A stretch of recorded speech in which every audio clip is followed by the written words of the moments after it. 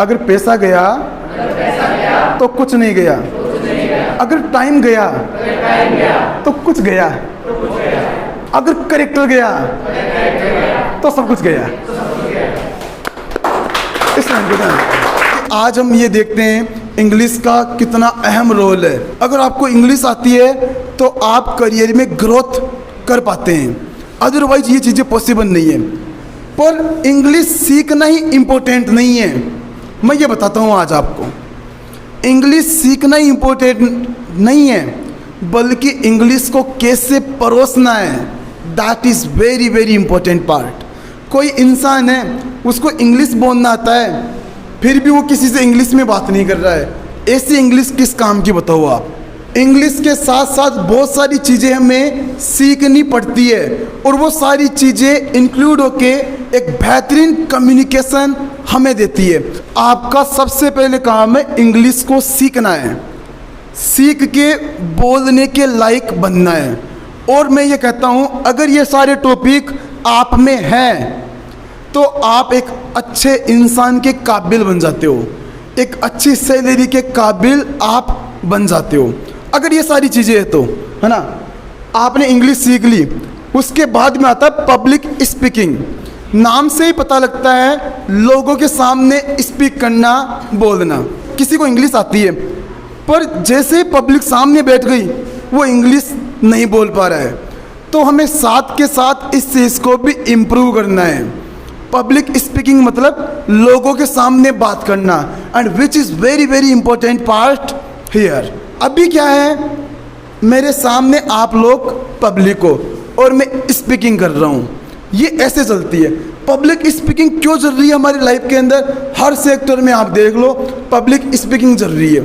जहाँ जहाँ public speaking का रोल है वहाँ पर वो सारे काम अच्छे हैं, वहाँ पर अच्छी सैलरी देखने को मिलेगी। मीटिंग के अंदर आपको पब्लिक स्पीकिंग चाहिए। अगर आप टीचिंग लाइनिंग में जाते हैं वहाँ पर फिर आपको पब्लिक स्पीकिंग चाहिए, अदरवाइज आप पीछे हो। अगर आप नहीं बोल पाते हैं तो आप रिजेक्ट हो, वहाँ से आप वापस पीछे चले जाते हो। एक और नाम है आपके सामने, कम्युनिकेशन स्किल्स। ये बहुत इंपॉर्टेंट चीज़ है, समझ रहे हो ना। अगर किसी इंसान में ये तीनों चीज़ है ना तो वो बहुत अच्छी तरीके से बात कर सकता है किसी से। कम्युनिकेशन स्किल हमें ये चीज़ें सिखाती है, बात करने का तरीका, हम बात किस लहजे में कर रहे हैं, ये चीज़, हमारा बॉडी लैंग्वेज क्या है, ये चीज़, आई कांटेक्ट कैसा है, ये सारी चीज़ें। देखो मैं डिटेल से एक एक चीज़ को लेता हूँ यहाँ पर, बहुत ध्यान से समझना। कम्युनिकेशन स्किल सबसे पहले हमें ये बताती है आपका बैठने का तरीका क्या है, समझ रहे हो ना। आप किस तरीके से सामने वाले के पास बैठे हैं ये मैटर करता है। सामने वाला इंसान आपसे बात कर रहा है और आप साइड में देख रहे हो, ये चीज़ सही नहीं है। सामने वाला इंसान आपसे बात कर रहा है, आप फ़ोन चला रहे हो, ये चीज़ सही नहीं है ना। बैठने के तरीके से ये पता लगता है कि आप बात करने के मूड में हो या नहीं हो। कई लोग इस तरीके से बैठते हैं, उनको देखते ही पता लग जाता है इससे क्या बात करना। तो इन चीज़ों का विशेष ध्यान रखना है कम्युनिकेशन स्किल के अंदर, उठने बैठने बात करने का तरीका। कुछ लोग ऐसे होते हैं जब वो किसी से मिलते हैं ना, हाथ मिलाते हैं, उस हाथ को बहुत बीज देते हैं। हाँ, मेरा एक दोस्त है, वो दिखता है मैं हाथ जोड़ लेता हूँ बस, वो आते क्या करता है मतलब बीज देता है। और हाथ मिलाने का तरीका क्या होना चाहिए? कुछ लोग ऐसे हाथ को आगे बढ़ाते हैं ऐसे। अब ये देखो, ये नहीं लग रहा आपको कि ये आलसपन है, आलसपन है, ये नहीं लग रहा आपको? पर राइट क्या होना चाहिए? ये होना चाहिए चेहरे पे स्माइल, आई कांटेक्ट और हाथ को ऐसे। और ये तरीका है, जब आप हाथ मिलाओ बस थोड़ा सा उसको कस के फिर छोड़ दो, बहुत अच्छा लगेगा। पता लगा, हाँ आजा भाई, बहुत दिनों से आया तू आज, नहीं तो आज बहुत दिनों से आजा। हाँ, और चला कि हाँ चला कि ये होता है। तो ऐसे में सामने वाला इंसान आपसे बचना चाहता है, अगली बार वो आपसे दूर होना चाहता है, वो हाथ मिलाने से पहले हाथ जोड़ना उचित समझता है वहाँ पर। इन चीज़ों का विशेष ध्यान रहे। क्या चीज़? एक तो आई कांटेक्ट करके बात करना है, इस चीज़ को यहाँ समझो। खैर यहाँ पर टॉपिक है आई कांटेक्ट करने का राइट तरीका क्या है। अब इस चीज़ को समझो। ऐसा नहीं है मैं आई कांटेक्ट करने के लिए बोल दिया तो आप एक ही इंसान को घूरे जा रही हो। हाँ, अगर एक इंसान को घूर लिया तो भी दिक्कत है। तो इसमें राइट तरीका क्या है आई कांटेक्ट करने का? आज हमें ये चीज़ सीखने की मस्त ज़रूरत है। समझ रहे हो ना? ये चीज़ें बहुत काम में आती है जब आप अपने लेवल पर आगे जाओगे, मीटिंग्स हैंडल करोगे, आप टीचिंग लाइन में आप जाओगे, इन चीज़ों को बड़ा एंजॉय कर पाएंगे आप। आई कांटेक्ट करने का राइट तरीका है हर इंसान को 2 या 3 सेकंड देख के नज़र पलट लेनी है बस। अगर 3 सेकंड से ज़्यादा कोई देखता है तो दिक्कत है।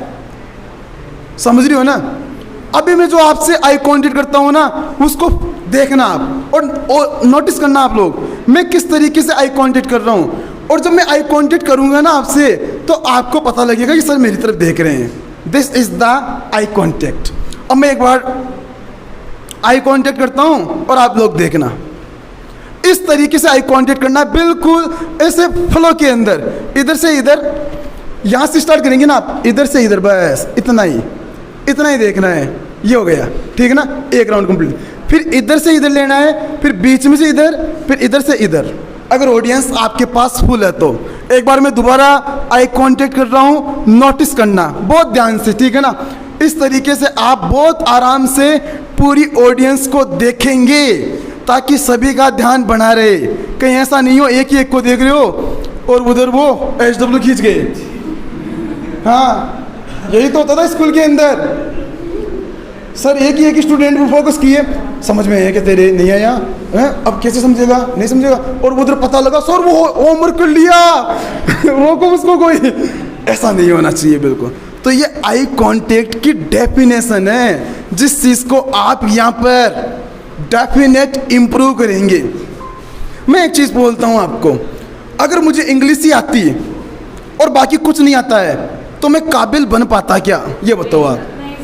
मुझे इंग्लिश के साथ साथ मैंने ये सीखा कि बात किस तरीके से करते हैं, बोलने का लहजा क्या होना चाहिए, बोलने का राइट वॉल्यूम क्या होना चाहिए। एक और चीज़ मैं यहाँ पर ऐड कर रहा हूँ, बोलने का राइट वॉल्यूम मतलब आपकी वॉल्यूम साउंड, ये इंपॉर्टेंट है। डिस्टेंस के अकॉर्डिंग बात की जाती है। अगर कोई इंसान अपने बहुत पास में बैठा है तो आप इतनी मतलब आराम से बोलो कि वो इंसान सुन ले, है ना? पता लगा बस के अंदर बैठे हैं और फोन आ गया, हाँ मम्मी मैंने खाना खा लिया, तूने खाना नहीं खाया, चल मैं आ रहा हूँ, खाना की प्लेट लगाओ मैं अभी आता हूँ। अब ये क्या था? वो पूरी बस को क्यों बता रहा है कि अपने घर में ये चल रहा है या फिर मैं ये बात कर रहा हूँ? बताने की जरूरत नहीं है। यहाँ फिर नोटिस करो मैं इस साउंड में क्यों बोल रहा हूँ। जब आपके पास ऑडियंस बैठे ना, आप हाई साउंड में बात करो वहाँ पर। अगर मैं यहाँ पर धीरे बोलता हूँ तो ये बड़ा अजीब लगता है, जैसे बिल्कुल। अभी मैं प्रैक्टिकल करके दिखाता हूँ मैं आपको। तो इस क्लास में आपको ये चीज़ें देखनी है और इन पर काम करना है, तो इन चीज़ों को सीखो। मैंने बार बार कहा है इन चीज़ों को आपको देखना है, समझना है, पर आप नहीं समझ रहे हो, बिल्कुल भी नहीं समझते हो। अब मैं क्या करूँ, कुछ नहीं है मेरे पास, जाओ छुट्टी। अगर मैं इस तरीके से पढ़ाता तो पढ़ पाते क्या? आप तुरंत बोल देते सर आवाज़ ही नहीं आ रही है। उसके अंदर देखा जाता है आप किस वॉल्यूम में बोलने वाले हो। ये चीज़ बॉडी लैंग्वेज पर मैं बात करता हूँ। अब यहाँ से एक एक चीज़ को सीखना है, इंग्लिश के साथ साथ क्या सीखना है ये इम्पोर्टेंट है। बॉडी लैंग्वेज इम्पोर्टेंट है। मैं पूरी क्लास में हाथों को ऐसे रखूँ तो समझ में आ रहा है सभी के, तो वो भी अच्छा नहीं लगेगा आपको। बहुत ध्यान से इनको नोटिस करना कि बॉडी लैंग्वेज कैसा होना चाहिए बोलते वक्त। अगर मैं ऐसे पढ़ाऊँ तो कि समझ में आ रहा है सभी के, ये तो हाँ सही है, नहीं आया ये भी सही नहीं है। अगर मैं इस वाले पार्ट को इधर कर लेता हूँ, हाँ अब मैं ऐसे पढ़ाऊँ समझ में आ रहा है, तो ये भी सही नहीं है। ये बॉडी लैंग्वेज के तरीके हैं। मैं ऐसे ही पढ़ाना चालू कर दूँ, ये भी सही नहीं है। इन चीज़ों को समझना है। It will change your life entirely if you apply these all things in your life. ये चीजें बोलता हूँ। इंग्लिश सीख के बैठने से मतलब नहीं है, उसको परोसना कैसे है ये हमें पता होना चाहिए।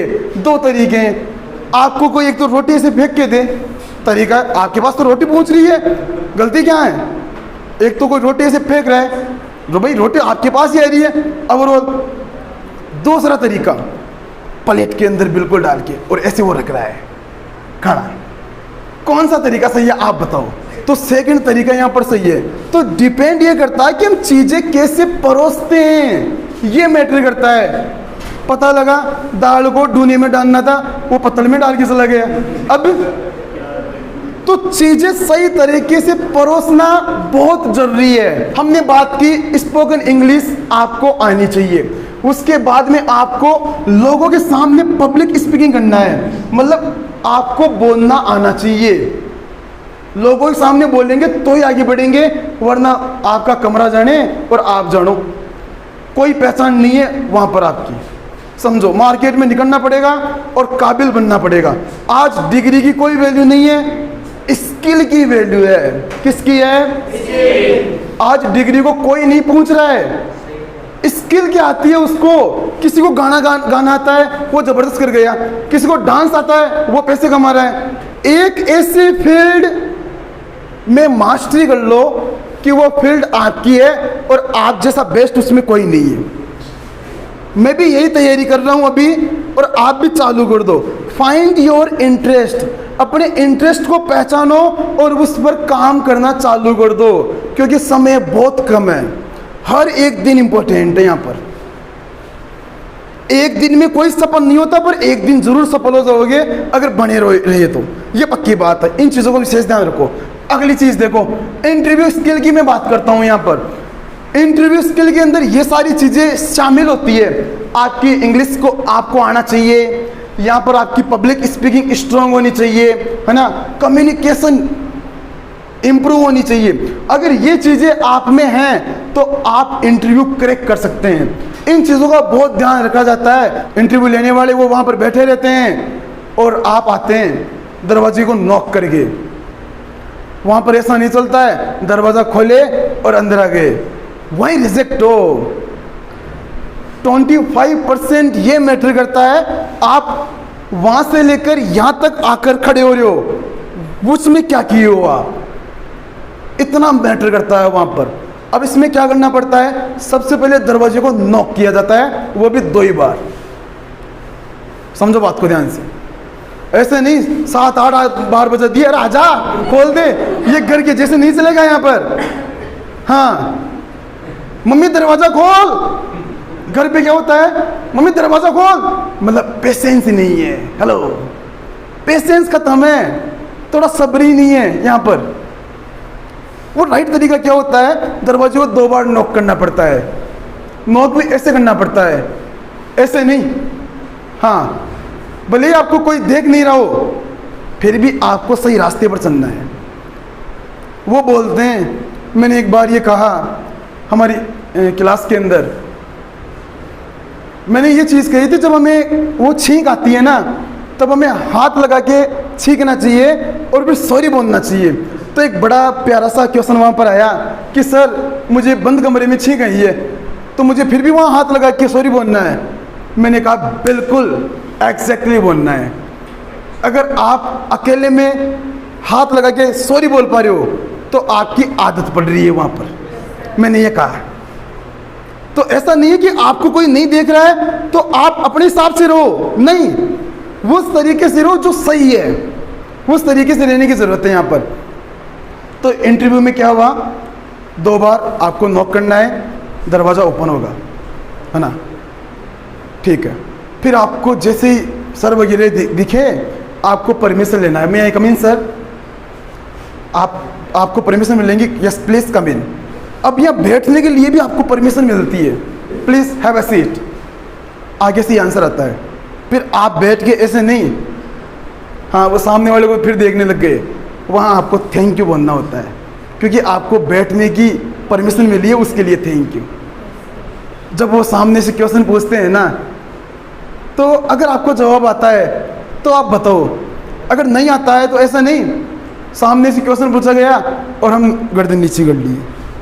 ये स्कूल नहीं है। स्कूल में क्या होता था, यही तो होता था, हमें कोई क्वेश्चन नहीं आता था, कोई तो ऐसे खड़े करके खड़े हो जाते थे, फिर हम सोचते पास वाले का नंबर रहेगा, हाँ ठीक है, अरे इसको भी नहीं आया, ओ चल ये साथ दे रहा है, ठीक है ये भी साथ दे रहा है, ओ फिर थोड़ा और इंतज़ार करते हैं, फिर तीसरा खड़ा होता है सुनो तीसरा खड़ा होता है, अरे वाह इसको भी नहीं आया, अब तो हम साथ साथ ना 4-4 डंडे खाएंगे। ये देखो कितना प्यारा मोमेंट वो रहता था उस टाइम पर। तो ये चीज़ें थी। तो अगर वहाँ पर आपको कोई क्वेश्चन नहीं आता है, आंसर नहीं आता है, तो उस कंडीशन में आप सॉरी बोलेंगे, और सॉरी भी कॉन्फिडेंस में बनना है, ऐसे नहीं सॉरी सर नहीं आता, ऐसे नहीं बोलेंगे। आप ये बोल सकते हो सॉरी सर मुझे इस बारे में कोई आइडिया नहीं है, मुझे ऐसा लगता है कि मुझे इस बारे में देखने की ज़रूरत है। तो ये आपका ये राइट आंसर यहाँ पर रहता है फिर, है ना। तो ये बेहतरीन है। सबसे बड़ी चीज़ तो ये है कि इंटरव्यू के अंदर नर्वस के दौरान भी आप क्या आंसर कर देते हैं, it is very very important part. आप नर्वस होकर भी कितना कॉन्फिडेंट आंसर कर पा रहे हैं, ये चीज़ इंपॉर्टेंट है। वो इंसान आपका कॉन्फिडेंस लेवल चेक करता है। कॉन्फिडेंस लेवल ये कि मज़ा आ जाए। अभी कॉन्फिडेंस पर बात करेंगे अपन।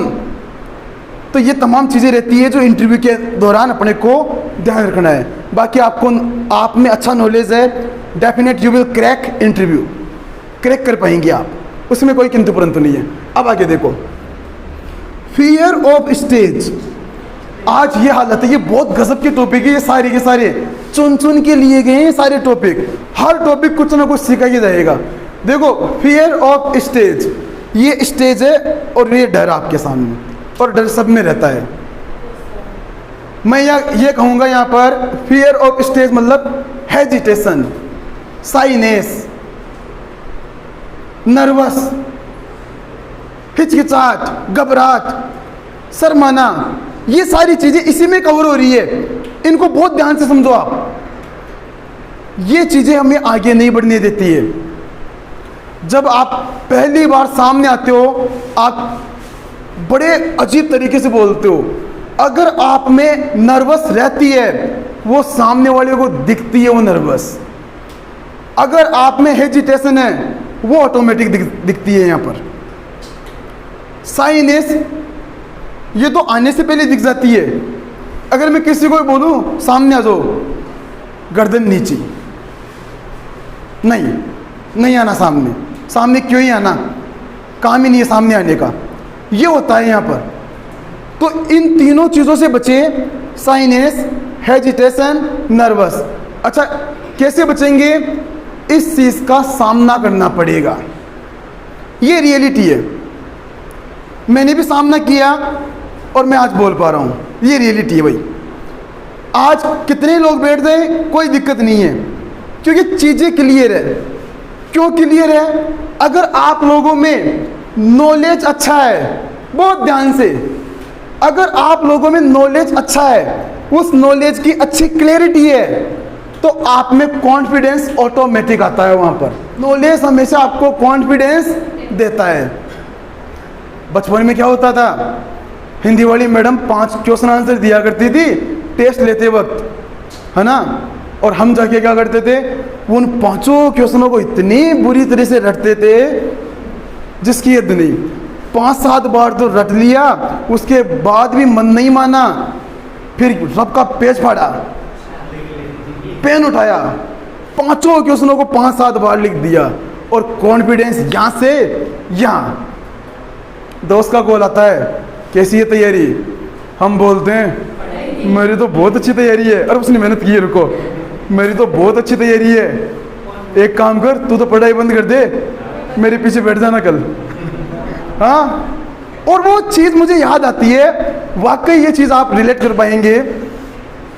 जब हमारा टेस्ट लगता था, टीचर हमें बोर्ड पर क्वेश्चन लिखवा देते थे और अपन पन्ना फाड़ के लिख लेते थे 5 क्वेश्चन, ठीक है। सर बोलते थे आ जाओ बाहर, लाइन लगाओ, हमारी नज़र कहाँ रहती थी?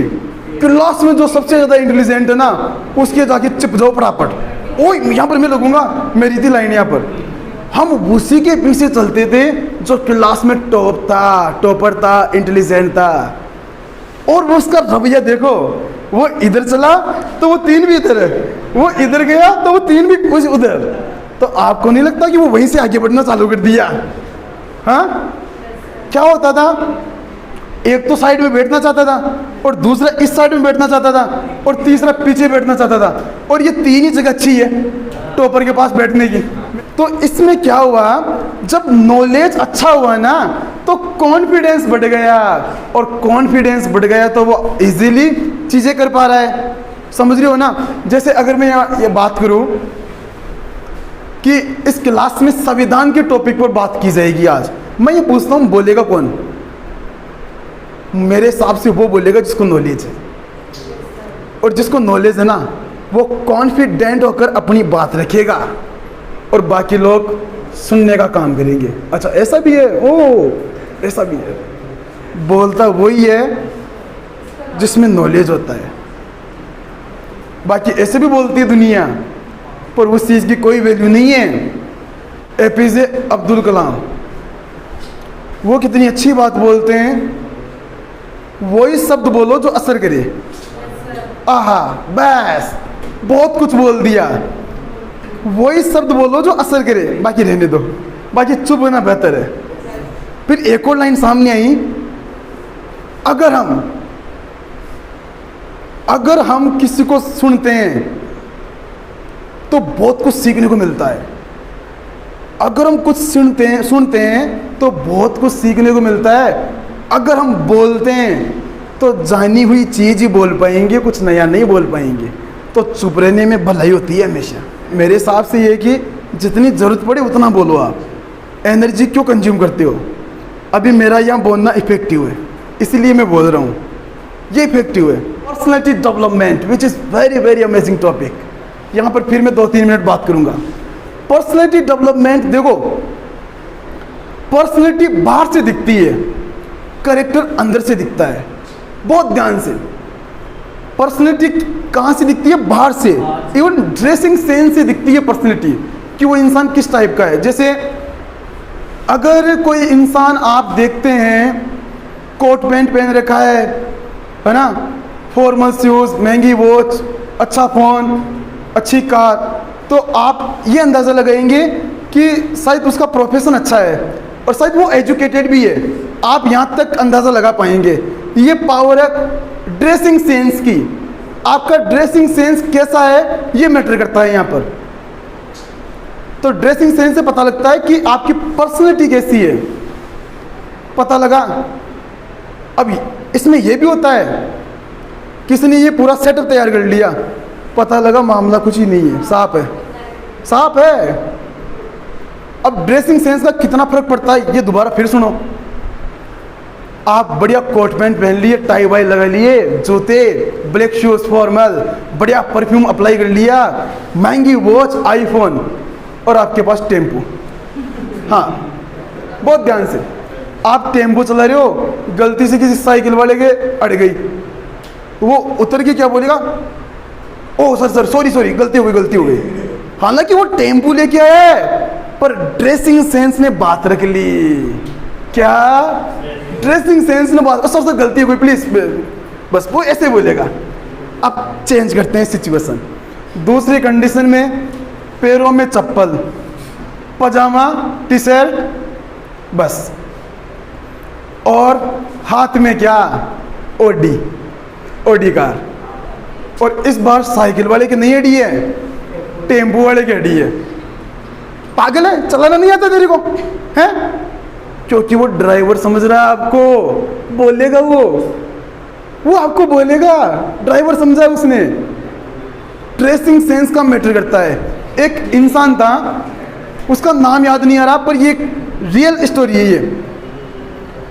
ये रियल स्टोरी है।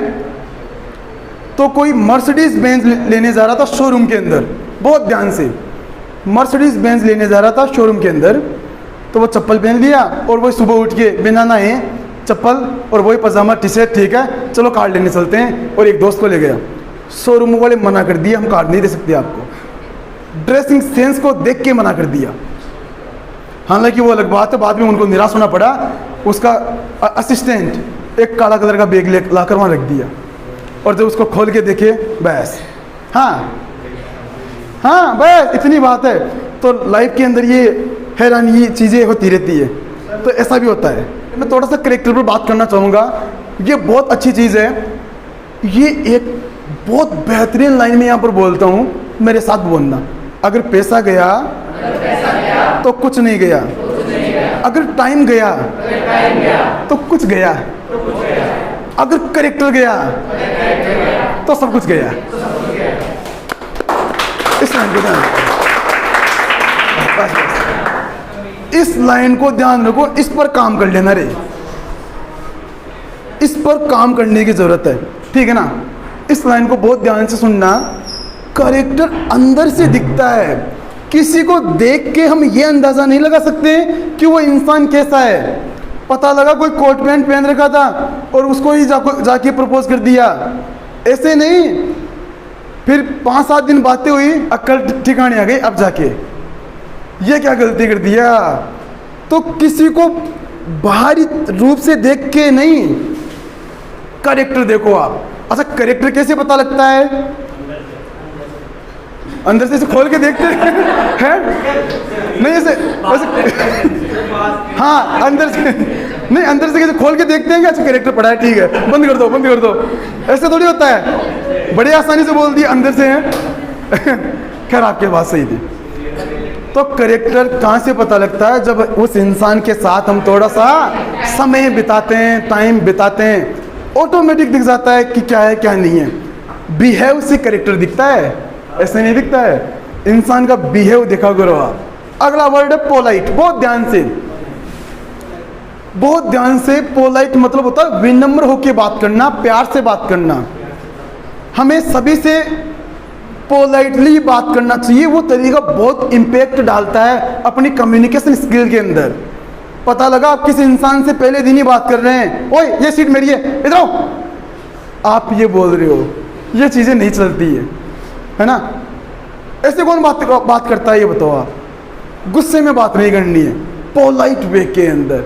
अगर पोलाइट में भी पेशेंस ऐड हो जाता है तो बात डबल हो जाती है, असर दुगना हो जाता है। पेशेंस के साथ पोलाइटली बात करना बहुत इम्पैक्ट डालता है आपकी कम्युनिकेशन स्किल के अंदर। लोग आपसे बात करना चाहेंगे तो होता क्या है कि अगर पोलाइटली बात करते हैं पेशेंस रखते हुए तो उस बात का असर डबल हो जाता है। वो इस तरीके से बात करना हो गया, लोग आपको पसंद करना चालू कर देंगे कि आपसे बात करने के लिए, कि वो यार उसका बात करने का तरीका बड़ा गजब है, मज़ा आ गया। मतलब आप कभी ये बड़े बड़े ऑफिसर होते हैं ना, IPS ऑफिसर, IAS ऑफिसर, कभी इनसे बात करना, इनका बात करने का लेवल ही बहुत गजब है।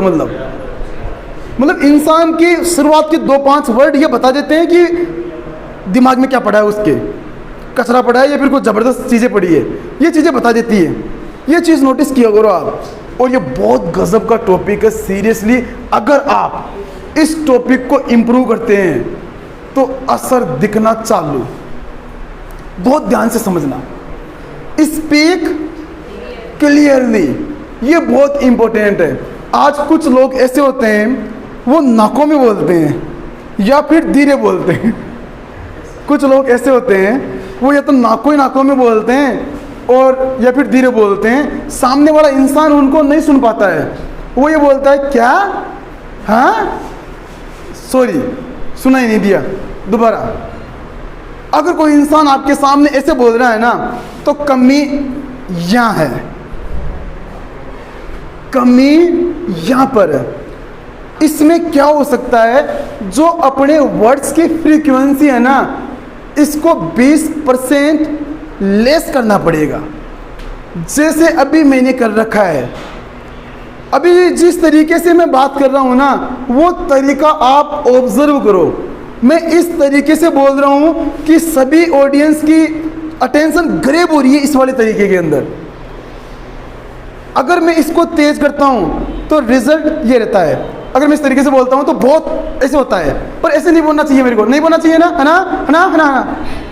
एक ये तरीका है। अगर मैं ऐसे फास्ट बोलूँगा ना तो कुछ समझ में नहीं आने वाला है, तो खुद को बोलते हुए थोड़ा कंट्रोल करना पड़ेगा। थोड़ा कंट्रोल करके एक ही वर्ड्स आराम से बाहर जाने चाहिए, ये राइट तरीका है। और उसमें भी नीट एंड क्लीन वर्ड वो सामने वाले तक जाने चाहिए। मतलब इसके अंदर ये चीज़ होनी चाहिए, जब आप बात करो तो खुद को सुन सको। क्या चीज़? अभी जो वर्ड्स मैं आपको बोल रहा हूँ ना, उन वर्ड्स को मैं खुद सुन पा रहा हूँ। रियलिटी तो ये है।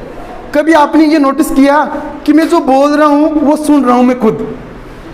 ये ऑब्जर्वेशन बहुत कम लोग करते हैं, 100%।